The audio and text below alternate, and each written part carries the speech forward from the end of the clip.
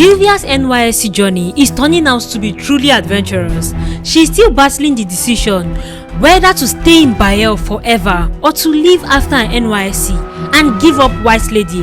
Well, while she is still thinking of an answer, it is time for the Bayel Food Festival. As Marcel was waking up from sleep, he noticed Isaac and Onome sitting in one corner of the room in a deep conversation.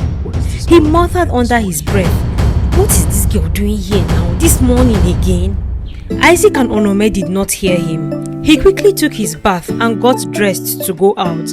As he was about to leave, he turned to Isaac and asked, "Sure your POP is on Friday?" Isaac nodded, "Yes, so I can't wait to be done with NYSC." Onome listened to the conversation with serious interest. Marcel, on the other hand, was just happy that Isaac would soon be leaving, so Onome would stop coming to their room. Since the school was on holiday, Marcel was free for the day. He stepped outside. As he stepped outside, he saw Sylvia. "Hey, you look beautiful today," he said. Sylvia turned to him. "So in the past 4 months, this is the first time you are noticing that I am beautiful." Marcel smiled. "I have always noticed it. It is just the first time I am telling you." Sylvia's heart skipped a beat hearing that, but she quickly brushed the feeling aside. I was about to call you, she said. "I want to go and see Madam Abike. You know Saturday is the food festival. I want to see how I can help her." "I will follow you," Marcel responded quickly. Anything to be away from Isaac and Onome. Marcel and Sylvia made their way to Madam Abike's spot. When they arrived, they helped her serve food to the customers. After the customers left, Sylvia turned to her and asked, "Ma, how are you preparing for the festival?" Madam Abike smiled. "I am preparing well, oh. I have made my spices. I've gathered almost all my ingredients. On Friday, I will go to the market to buy the remaining things I need." Okay, Sylvia replied. "We would like to help you in any way possible." Thank you. Madam Abike's smile widened. My assistant cook. "Thank you. Maybe you can be my assistant cook." Sylvia's eyes lit up. "All cooks have to have one assistant," Madam Abike continued. But I don't have anyone. You don't have to actually cook. It just help me. Oh really? I'd love Sylvia to help. was excited. Good. And It will immediately be seized fun. the opportunity. Yes, thank you. Ma, I know this is a personal question, she asked but why don't you carefully. have children But or why a don't you family? have children or a family? My dear, it's a long story. Madam Abike's expression softened. For a moment, sadness crossed her face. But still, she answered, "My grandmother is from Bayel. She married a man from Kisigura, so my father is from Kisigura. When I was 23 years old, I came to Bayel to visit my grandmother and attend the food festival. That was where I met Juma. He was very handsome and we fell in love. He visited me several times in Kisigura and told me he wanted to meet my parents. But when I told my family about him, they refused. They did not want the marriage. My parents, my siblings, nobody supported me. They did not want me to marry a man from Bayel." Sylvia listened quietly. "But I was stubborn," Madam Abike went on. "I believed I loved him. Eventually, my father gave my hand in marriage to Juma, even though they were not happy about it. After the wedding, I moved to Bayel to live with him. But about 3 months later, he had a serious land dispute with his only brother, and not long after that, he died. Since then, I have not had a good relationship with his family, and I cannot go back to my own family, so I just remained here in Bayel, selling food. To me, I am now an indigene of Bayel.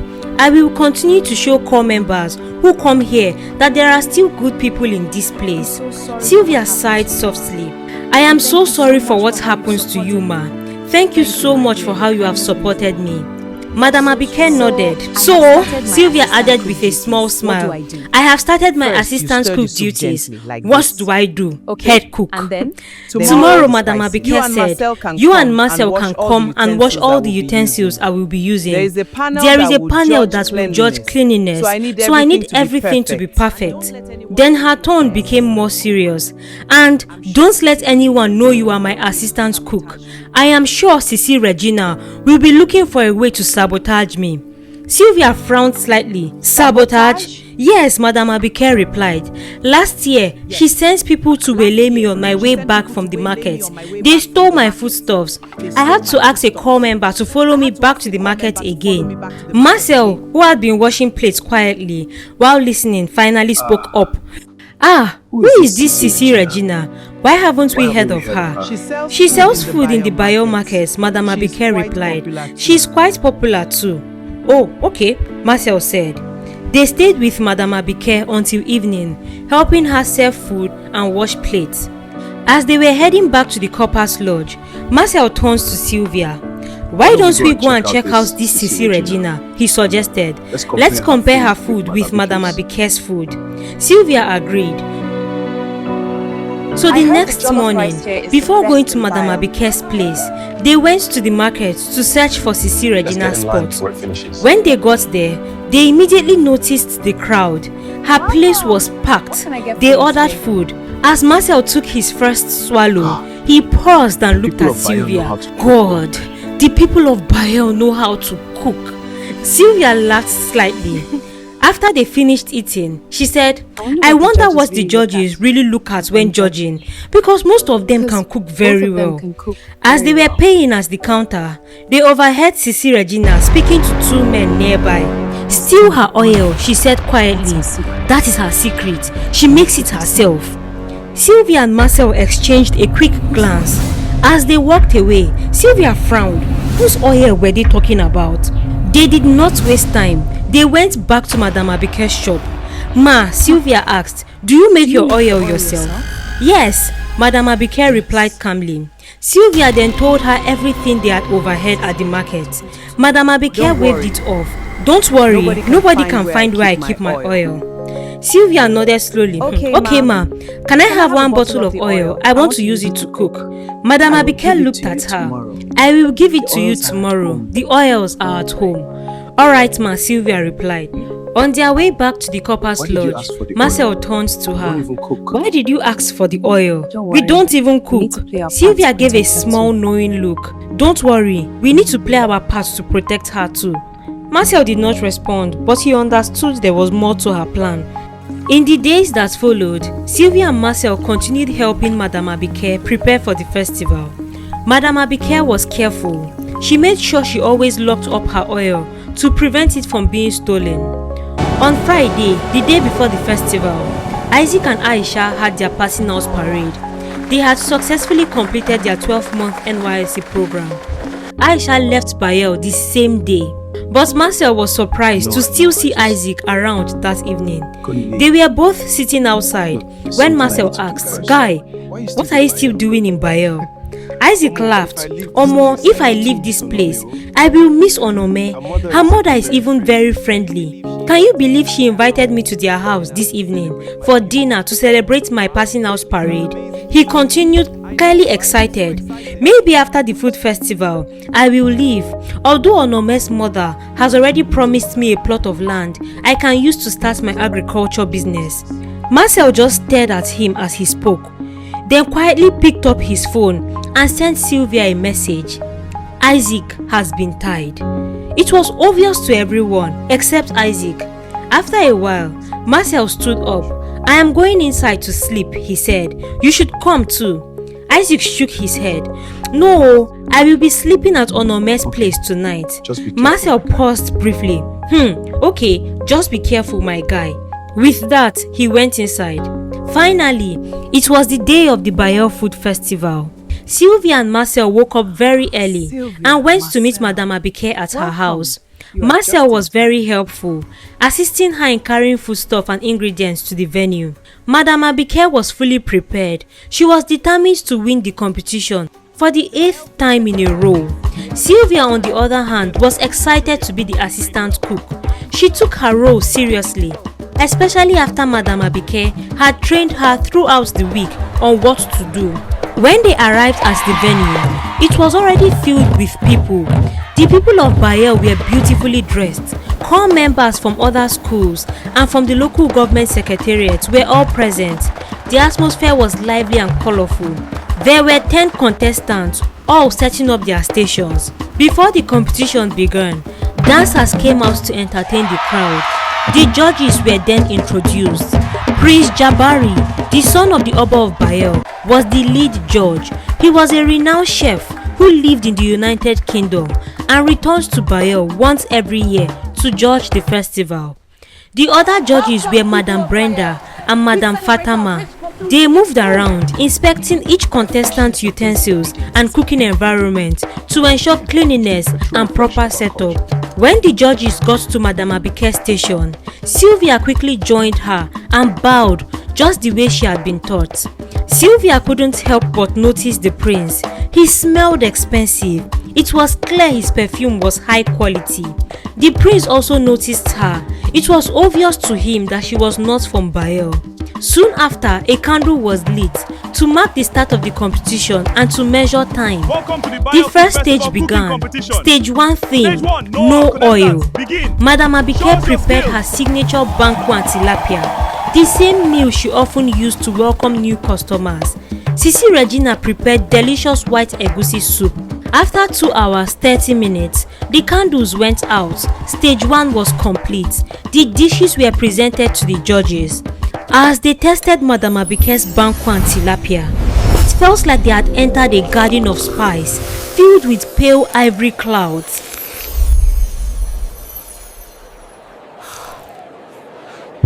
After that, they tasted Sisi Regina's white egusi. It felt like they were in a green forest where pearls fell like rain.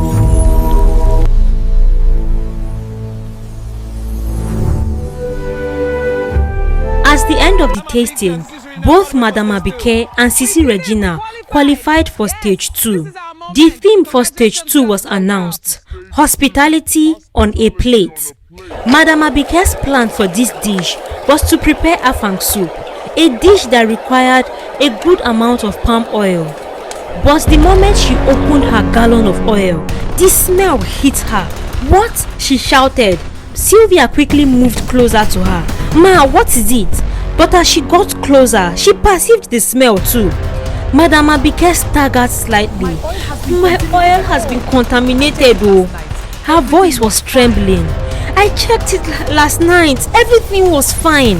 What Madam Abike did not know was that at midnight, Sisi Regina's men had sneaked into her kitchen and poured chicken blood into the oil. Madam Abike was shaken. "How do I cook afang soup now? My dish for the next stage was supposed to be afang soup, and for stage 3, epan koko. I need palm oil for both. God!" She was panicking. Sylvia quickly stepped in. "Can't we rush to the market to buy oil?" "I can't leave here," Madam Abike replied. "I am the main cook." "Then what about me? Can't I go?" Sylvia said quickly. "I have oil. Remember the one you gave me?" Madam Abike paused. One bottle won't be enough, but I have 2 more bottles at the shop. You know the pot is large. I need enough to serve the people after the judges taste the food." She looked at Sylvia. "You and Marcel can go and get them." Sylvia hesitated slightly.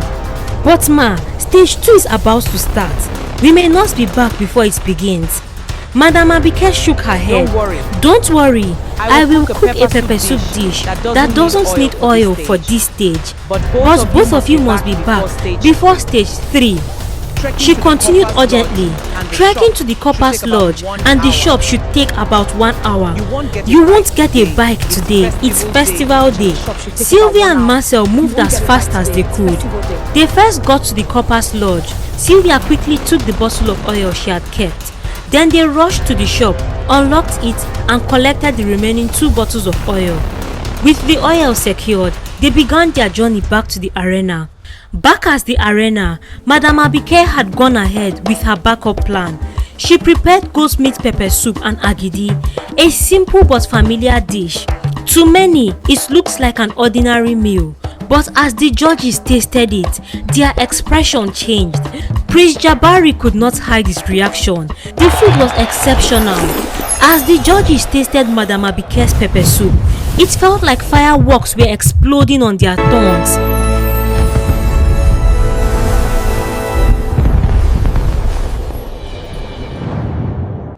Sisi Regina, on the other hand, prepared amala and ewedu. It was just as impressive. When they tasted the dish, it felt like a true labor of love. like green cocoons resting in a rich spicy sea.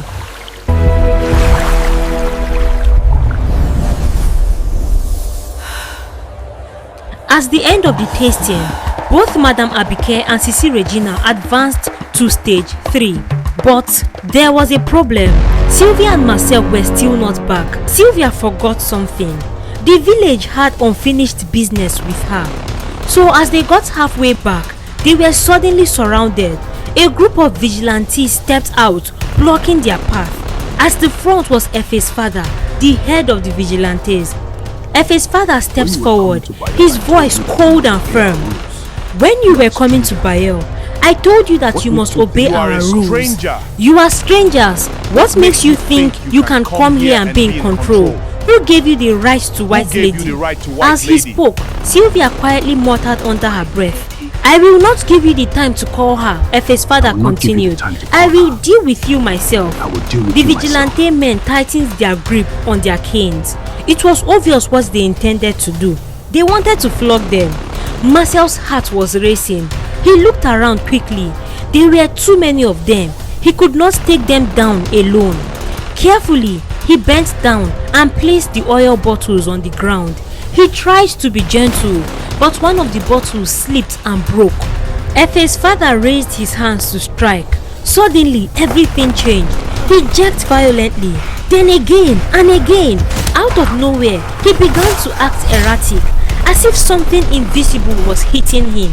The other vigilante men reacted the same way. They started shouting, tumbling and swinging wildly at nothing. Pain marks began to appear on their bodies, but there was nothing there, nothing visible. Only Sylvia could see what was happening. White Lady. It was her first time seeing White Lady in action. White Lady moved swiftly, striking them one after the other. Her presence was unseen, but her impact was undeniable. To Sylvia, it was a terrifying and powerful sight, but to Marcel, it made no sense at all. Marcel grabbed Sylvia's arm. I don't know what is happening, he said urgently, but let's take the oil and run. He quickly picked up the remaining bottles, and without looking back, they both ran. Behind them, chaos continued. Efe's father had been talking for nearly 30 minutes before now, and he couldn't even stand straight. Sylvia and Marcel ran as fast as they could, not daring to slow down. Madam Abike tried to stay calm as she began preparing her ingredients. She steamed her goat's meat, stockfish, snail and periwinkle. The aroma filled the air, drawing attention from the crowd. But inside, she was panicking. She needed oil. Without it, she could not start cooking. She had only 45 minutes for the final stage. Her vegetables were already prepared. Everything was ready except the oil. People in the crowd began to notice. She was not cooking with her usual speed. Something was wrong. At Sisi Regina's station, it was a different story. She and her assistants were relaxed, even amused. They laughed quietly, watching Madam Abike struggle. The judges noticed too. Time was slipping away. Then suddenly, she heard her name. Madam Abike, we are back! Sylvia rushed in, gathering so much attention and slightly out of breath, holding 2 bottles of oil. Marcel was right behind her. Sorry ma, Sylvia said quickly. One bottle broke on the way. Before she could finish, Madam Abike grabbed the bottles. Thank you. There's no time to waste. She quickly began cooking. The crowd erupted in cheers. Sisi Regina's smile disappeared instantly. The judges exchanged impressed looks. From where he stood, Prince Jabari noticed Sylvia again. He turns to his personal assistant. Who is she? His assistant replied quietly. She is a corps member serving in Bayel. The prince said nothing, but his interest in Sylvia deepened. The theme for stage 3 that had been announced was the Earth Palette. Madam Abike moved quickly. She prepared her signature afang soup and fufu. Sisi Regina prepared groundnut soup and rice balls. The tension in the air was heavy. These 2 women were clearly the best. The dishes were presented to the judges. They began with Sisi Regina's meal. As they tasted her groundnut soup and rice balls, it felt like they were resting on soft white clouds, floating in a golden brown lagoon, warm, creamy and rich with the scent of roasted earth. It was delicious. Then they moved to Madam Abike's soup. It felt like they were living in a garden of thick green leaves, watching fishes glide past, snails crawl slowly, and periwinkles cluster along the ground, while a rich golden red glow moved through everything like white flowing current. When the tasting ended, the judges sat back, still savoring the flavors. They stepped away for deliberation. For 1 full hour, they discussed, compared, and argued over the dishes. Meanwhile, different dance groups entertained the crowd. The atmosphere was alive again. Music, movement, and anticipation filled the air. At one corner, Sylvia and Marcel explained everything to Madam Abike. They told her about the vigilantes and how they were stopped on the way. Then Sylvia added quietly, "I called White Lady and she saved us." Marcel turned sharply. "What?" His voice carried shock and anger. "Why did you call White Lady again?" Sylvia looked at him. "How did you think we survived?" Marcel said nothing, but his expression hardened. He was not happy. Not long after, the finalists were called to the stage. The crowd grew silent. Everybody wanted to know who won. Prince Jabari stepped forward with the results. Madam Abike is the winner. The crowd erupted. Cheers, music, celebration. Madam Abike had done it. She had won the competition for the 8th time. Sylvia and Marcel were excited too. The judges had based their decision on taste, alignment with the theme, cleanliness and plating. Madam Abike had excelled in all. The celebration continued. Music played loudly as people danced and congratulated her. Then through the crowd, Prince Jabari walked towards Sylvia. His entourage followed behind. He stopped in front of her. "Hello," he said calmly. "I would like you to visit me at the palace. I will be around for the next 3 months." He looked directly at her. You know next week is the Ancestors Appeasing Festival. So come around. Let me protect you. Okay, sir. Sylvia smiled politely. "Okay, sir." Marcel had seen and heard everything. The moment the prince walked away, he rushed to Sylvia. "Who is that?" he asked. "Why does he want you to come to the palace?" Before Sylvia could respond, her phone rang. It was her OBS coordinator from camp. "Sylvia," the voice said, "I have made arrangements for you to return to camp for the next 3 weeks. We need your support to teach the new corps members. And most importantly, I want you out of Bayel before the Ancestors Appeasing Festival next week." Sylvia froze. She was completely taken aback. "Yes, sir," she replied. She ended the call slowly. Marcel was watching her, waiting for answers. She looked at him and said quietly, "Next week is the Ancestors Appeasing Festival, but I am going back to camp." This episode on the Bayel Food Festival was adventurous, you would agree. But adventures can also be horrible, and the Bayel Ancestors Appeasing Festival is about to take a turn. Can Sylvia truly run away from it? Let's find out in the next episode.